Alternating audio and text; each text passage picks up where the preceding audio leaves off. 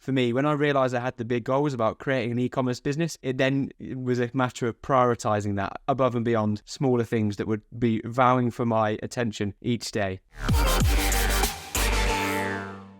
If you prioritize all of the small things that you do first, and that's like filling up your jar with sand initially, you'll then find that you don't have space to fill that jar up with any rocks or pebbles because you've already filled it up with sand. Whereas if you really focus and prioritize the things that matter the most to you from the start, and you fill up your jar with rocks or pebbles from the start, you can then fill up the sand around that, and you'll find that you'll be able to fit so much more into your life if you focus on the important things first, and then the less important things, they come afterwards. So think about that when it comes to how to use your time. Instead of using it as an excuse, it comes down to a bit of a method of prioritization, or at least it was for me. When I realized I had the big goals about creating an e-commerce business, it was a matter of prioritizing that above and beyond smaller things that would be vowing for my attention each day. So let's really break this down now, Lewis. When you decided and you first started with your dropshipping business, how long did you dedicate per week, would you say, to get started? Yeah, when I first started, I'd probably say I dedicated about 14 hours a week in the kind of the down times of the time before work, the time after work, the weekends, things like that.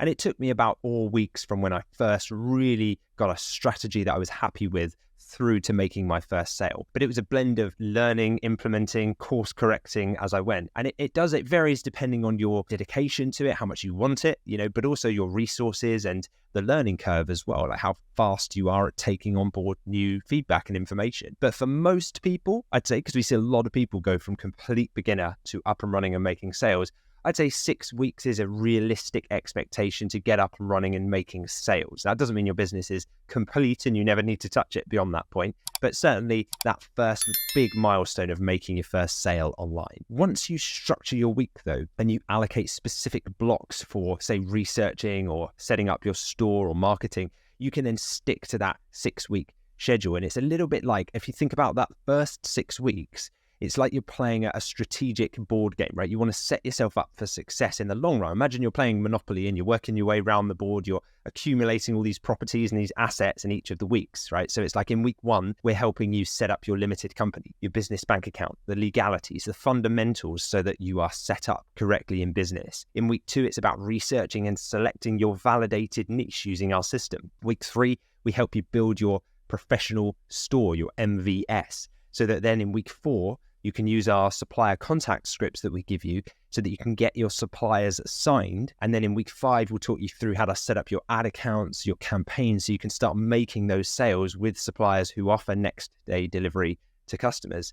Then eventually in week 6, which is kind of our never ending week, you set up your processes, and it kind of shows you how to find and hire your first virtual assistant once you eventually need one, which you probably won't 6 weeks in, but you will a few months in, so that when you do truly launch, you are set up. Your business can absolutely dominate from day one because you have all of those assets accumulated for you to be able to succeed as soon as you launch. And having that structure in place with each week telling you what you're going to learn next, it really helped. It certainly helped me when I first went through that program, was knowing that each week was scheduled in ahead of time in terms of what I would learn. So as soon as I could dedicate some time, I knew what I was focusing on. I didn't need to spend time thinking about what I was going to spend my time on because that was already set up for me. So when you have less time, I think it's important to consider routines and how you might need to set up a routine potentially if you're going to stick to something for the long term. So Lewis, you often emphasize the importance of having a routine in your own story. So yeah, how important do you think having a routine is for yourself, but also for other people that are thinking about getting started, but they don't think they have the time? Yeah, so important for me personally. I can speak from my own experience here. My initial weeks when I started, I didn't realize how important a routine would be. They were just chaotic. It was just me jumping from one task to another, putting out fires is what it felt like. And it's just overwhelming. And you just end the day so stressed and overwhelmed and with so much spinning around your head. And you constantly feel like you've not achieved what you set out to do in the day because you had no defined goal that you were aiming for.